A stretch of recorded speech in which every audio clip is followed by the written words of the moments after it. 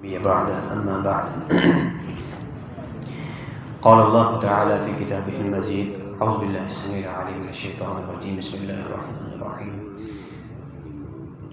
يا أيها الذين آمنوا لا تقدموا بين يدي الله ورسوله واتقوا الله إن الله سميع عليم۔ سورہ حجرات کی آیت نمبر 1 میں اللہ تبارک و تعالیٰ نے اہل ایمان کو اس بات کا درس دیا ہے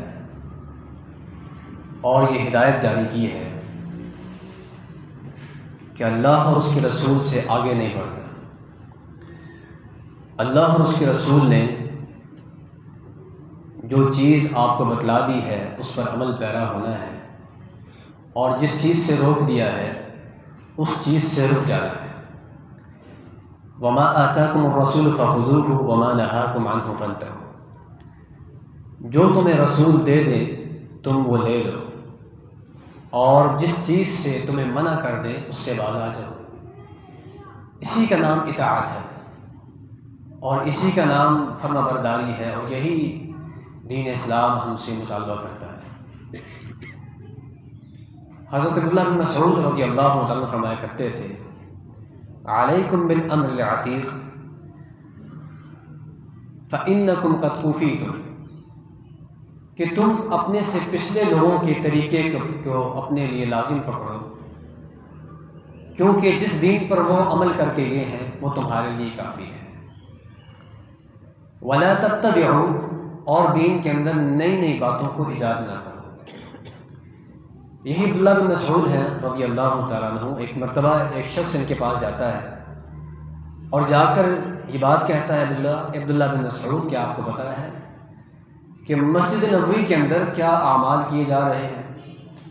تو عبداللہ بن مسعود جاتے ہیں مسجد نبوی کے اندر، اور وہاں پر وہ دیکھتے ہیں کہ بڑا عجیب منظر ہے۔ ایک شخص وہاں پر بیٹھا ہے اور وہ سامنے بیٹھنے والوں سے کہتا ہے کہ 100 مرتبہ سبحان اللہ کہو، 100 مرتبہ الحمدللہ کہو، 100 مرتبہ اللہ اکبر کہو۔ وہ سارے اس کی بات سن کر اسی طرح کہتے ہیں، یعنی اجتماعی ذکر ہو رہا ہے۔ تو عبداللہ بن مسعود نے رضی اللہ تعالیٰ عنہ، جو اس امت کے علماء میں سے بہت بڑے عالم ہیں، انہوں نے بجائے اس کے کہ ان کی تحسین فرماتے اور اس کو اچھا سمجھتے، انہوں نے مسجد کے کنارے میں پڑے ہوئے کنکروں کو اٹھایا اور ان کو اٹھا کے مارنا شروع کر دیا، اور کہا کہ ابھی تو رسول اللہ صلی اللہ علیہ وسلم کے برتن پرانے نہیں ہوئے، ابھی تو ان کا لباس بھی پرانا نہیں ہوا ہے، ابھی تو ان کے اصحاب زندہ ہے، تم نے ان سب کی موجودگی میں دین کے اندر نئی نئی باتوں کو ایجاد کر دیا ہے۔ ہم نے رسول اللہ کے زمانے میں یہ کام تو نہیں ہوتے دیکھا، اللہ کے حبیب نے تو کبھی ہم سے یہ کام نہیں کروایا۔ اب دیکھیے وہ بظاہر کتنا خوبصورت عمل ہے، سبحان اللہ کہنا 100 مرتبہ، الحمدللہ کہنا 100 مرتبہ، کتنی بڑی فضیلت ہے۔ لیکن جو روٹین بنائی ہوئی تھی، جو ترتیب اور طریقہ کار اختیار کیا ہوا تھا، وہ سنت رسول سے ثابت نہیں تھا، کہ اللہ کے رسول نے کبھی ایسا نہیں کیا کہ اپنے سامنے صحابہ کرام کو بٹھایا ہو اور ان سے کہا ہو کہ چلو جی 100 مرتبہ سبحان اللہ کہو، 100 مرتبہ الحمدللہ کہو۔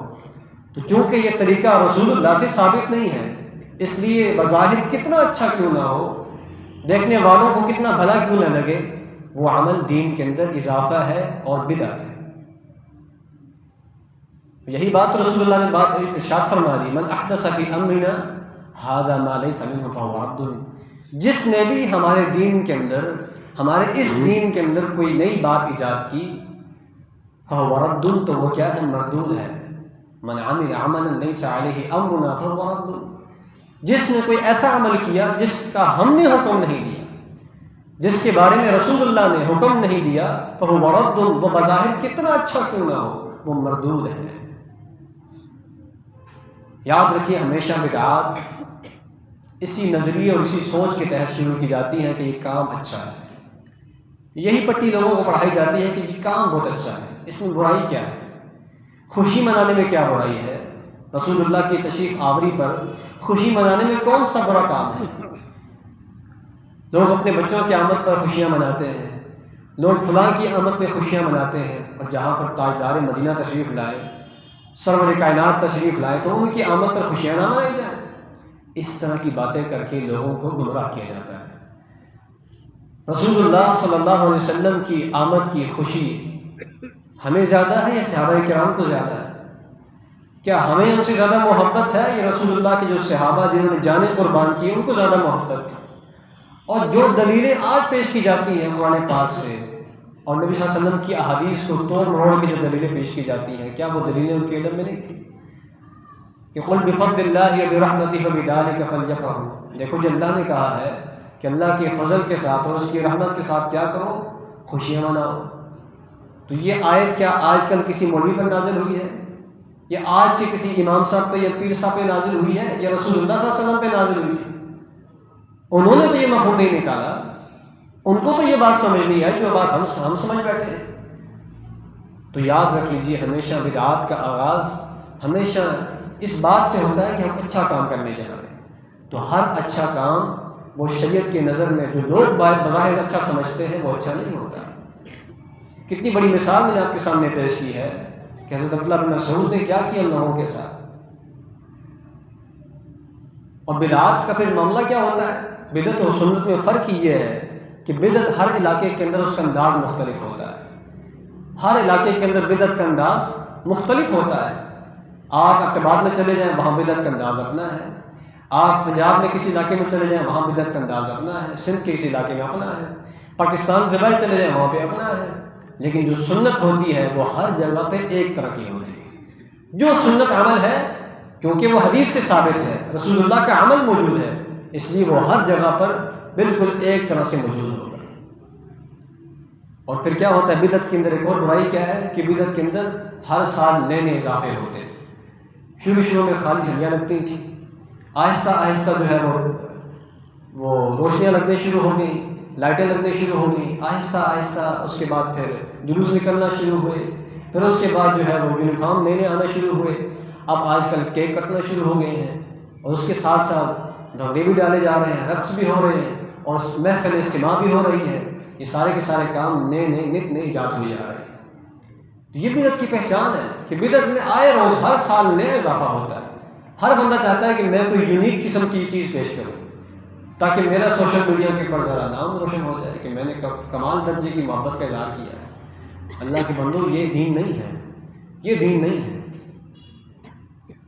احمد حاتم صدیقی نے ایک بڑی عجیب حکایت لکھی ہے۔ وہ کہتے ہیں کہ کسی گاؤں میں ایک شخص چلا گیا مہمان بن کر، تو وہاں پر گاؤں والوں نے اس کی بڑی زبردست قسم کی تواضع کی، بہت اچھے اچھے کھانے اس کے سامنے رکھے اور لا کے سامنے اس کے پیش فرمایا کہ حضور آپ کھانا کھائیے۔ ساتھ انہوں نے ایک بہت موٹا سا ڈنڈا لا کے رکھ دیا۔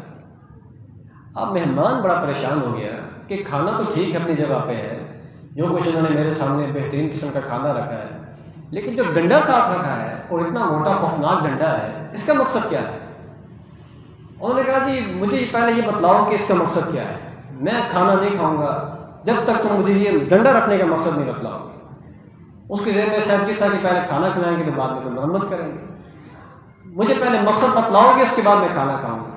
انہوں نے کہا جی حضور ہمیں تو نہیں پتا، ہمارے بزرگ رکھتے تھے، بزرگوں کی روایت ہے، وہ رکھتے آ رہے ہیں، ہم نے بھی ان کو لے کے رکھنا شروع کر دیا، کبھی نہیں پوچھا کہ یہ ڈنڈا آپ کیوں رکھتے ہیں۔ اس نے کہا جی جو مرضی ہو جائے کھانا میں نہیں کھاؤں گا جب تک تم مجھے ڈنڈے کی وجہ نہ بتاؤ۔ انہوں نے کہا ٹھیک ہے۔ کافی دور دراز ڈھونڈ کے ایک بزرگ کو لے کے آئے اور اس سے آ کے پوچھا بزرگ بابا جی یہ بتلائیے کہ یہ ڈنڈا ہم لوگ کیوں رکھتے ہیں، ہمارے گاؤں میں یہ روایت ہے کہ ڈنڈا ہم کیوں رکھتے ہیں۔ انہوں نے آ کے ڈنڈے کو دیکھا، اس کا سائز دیکھا، اتنا موٹا ڈنڈا۔ انہوں نے کہا اوہ ظالموں کیا کیا ہے، ہمارے بزرگ تو اتنا موٹا ڈنڈا نہیں رکھتے تھے، اتنا موٹا ڈنڈا، اس کو پتلا کر۔ انہوں نے کیا کیا، اس کو تھوڑا سا تراشا خراشا، ڈنڈا چھوٹا کر دیا، 2-3 اس کے ایج کم کر دی۔ مہمان نے کہا حضور مجھے مقصد سمجھاؤ، میں نے یہ نہیں کہا ڈنڈا پتلا کرو، مارنے کے لیے تو ابھی بھی یہ کافی ہے، ابھی بھی اس سے اچھی خاصی مجھے تکلیف ہوگی، اب تو نے مجھے مارنا شروع کر دیا، جب تک مجھے اس کا مقصد نہیں سمجھاؤ گے میں نہیں چھوڑوں گا۔ پھر ایک اور کو بلا کے لائے بزرگ کو، کافی پرانے بزرگ تھے، اسے کہا حضور آپ بتلائیے، ہم تو یہ دیکھتے آ رہے ہیں کہ ہمارے گاؤں میں یہ کام ہوتا ہے، ہمیں نہیں پتہ کہ ہوتا کیوں ہے، تو آپ بتائیے کہ یہ کیوں رکھا جاتا ہے۔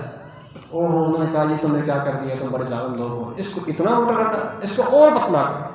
ہمارے بزرگ تو اپنے زمانے میں چھوٹی سے چھوٹی رکھا کرتے تھے، انہوں نے اور چھوٹا کیا، چھوٹا کر کے بالکل چھوٹی بنا دی، چھوٹی اس کے پاس رکھ دی۔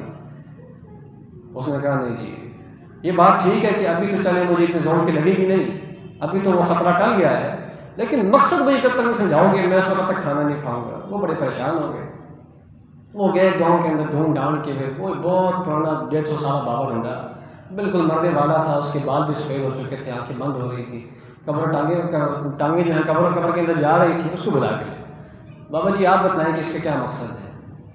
بابا جی نے جب وہ ان کو سمجھ نہیں آتی کہ چیز کیا ہے، ہاتھ لگا کے دیکھا ٹٹول کے تو ڈنڈا کو سمجھ آ گئی چھوٹی رکھی ہوئی ہے۔ انہوں نے کہا ظالموں یہ کیا کیا ہے؟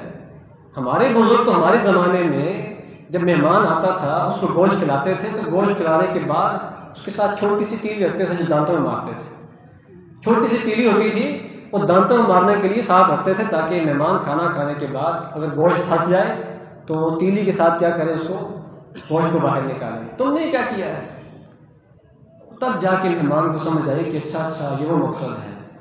انہوں نے یہ بات لکھی ہے احمد حافظ صدیقی نے، انہوں نے کہا کہ یہ جو واقعہ ہے میں اس لیے لکھ رہا ہوں کہ ہمیشہ بدعت کا آغاز اس چھوٹی سی تیلی سے ہوتا ہے، ہمیشہ چھوٹی سی کوئی تیلی لگائے گا، چھوٹی سی کوئی جھنڈی لگا دے گا، چھوٹی سی کوئی لائٹ لگا دے گا، چھوٹا سا کوئی کیک کاٹ دے گا، پھر آہستہ آہستہ مقابلہ شروع ہو جاتا ہے، آہستہ آہستہ ہر سال۔ پھر آج ملتان میں 200 میٹر کا کیک کاٹا گیا، آج کراچی میں اگلے سال جو ہے وہ 500 میٹر کا ہو گیا ہے، اس سے اگلے سال پنڈی والوں نے کہا ہم بھی اس سے آگے نکلنے کی کوشش کرتے ہیں، 1000 میٹر ہو جائے گا۔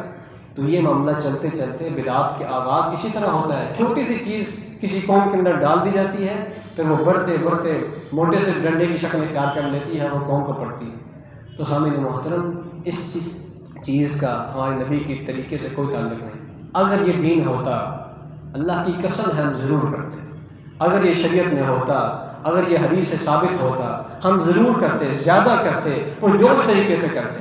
ہم کیوں نہیں کر رہے؟ ہم صبح شام یہی تو بات کرتے ہیں کہ اللہ کے رسول کی اطاعت کرو، اللہ کی اطاعت کرو، ہم اس کے باوجود یہ عمل نہیں کر رہے، اس کی مخالفت کر رہے ہیں۔ اس کی وجہ یہ ہے کہ ہم نے اس کو قرآن و سنت میں نہیں پایا ہے۔ اگر یہ ہوتا تو ہم اس سے کبھی بھی پیچھے نہ رہتے، ہم ضرور کرتے، ہم آپ کے ساتھ شامل ہو جاتے، لیکن ہمیں سمجھ آتی ہے کہ یہ کیا ہے، یہ بدعت ہے، اس کا دین کے ساتھ کوئی تعلق نہیں۔ اور یاد رکھ لیجئے کل میدان محشر میں بدعتی شخص کا انجام بہت برا ہوگا، بہت برا انجام ہوگا۔ رسول اللہ فرماتے ہیں کہ میں حوض کوثر پر اپنے امتیوں کو پانی پلا رہا ہوں گا، وہاں پر کچھ لوگ آئیں گے، میں ان کو ان کے جو نشانات وضو ہیں، جو ان کے اعضاء وضو ہیں، ان کے ذریعے سے پہچان لوں گا، کیونکہ وہ وضو کرتے ہوں گے نا، نمازیں تو پڑھتے ہوں گے، تو وضو کرتے ہوں گے، ان کے جو اعضاء وضو ہیں وہ چمکتے ہوں گے، چمک رہے ہوں گے، تو میں ان کو پہچان لوں گا۔ تو فرشتے جیسے وہ میرے پاس آنا چاہیں گے، اللہ کے فرشتے ان کو پکڑ کے مجھ سے دور کر دیں گے، دور لے جائیں گے۔ میں ان سے کہوں گا اے فرشتوں یہ میری امت کے لوگ ہیں، ان کو میرے پاس آنے دو، میں ان کو اپنے ہاتھ سے پانی پلاؤں، ان کو میں اپنے ہاتھ سے حوض کوثر کا پانی پلاؤں۔ تو وہ کیا کہیں گے، اے محمد صلی اللہ علیہ وسلم انک لا تدری ما احدثوا بعدک، آپ کو نہیں پتا کہ انہوں نے آپ کے بعد دین کے اندر کیسی کیسی باتوں کو یاد کر لیا تھا۔ یہ ہوگا بدعتی کا انجام۔ پھر آپ کیا فرمائیں گے؟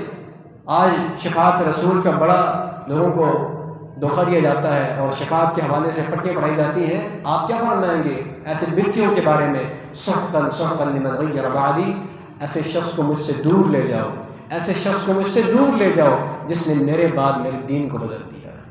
تو اللہ کے رسول کا جو دین ہمیں دے کے گئے تھے وہ بہت زیادہ ہے، وہ اتنا وسیع ہے کہ اسی پر عمل نہیں ہو سکتا، اسی پر عمل کر لی جائے تو بہت بڑی بات ہے، وہ بہت بہت بہت بڑا دین ہے، بہت وسیع دین ہے۔ تو آج ہم نے کیا کر لیا ہے، اس وسیع دین کو چھوڑ کر شارٹ کٹ نکال لیے ہیں بخشش کے، جنت میں جانے کے۔ ایسا نہیں ہو سکتا۔ اللہ تعالی ہم سب کو سمجھنے کی توفیق عطا فرمائے۔ وآخر دعوانا الحمدللہ رب العالمین۔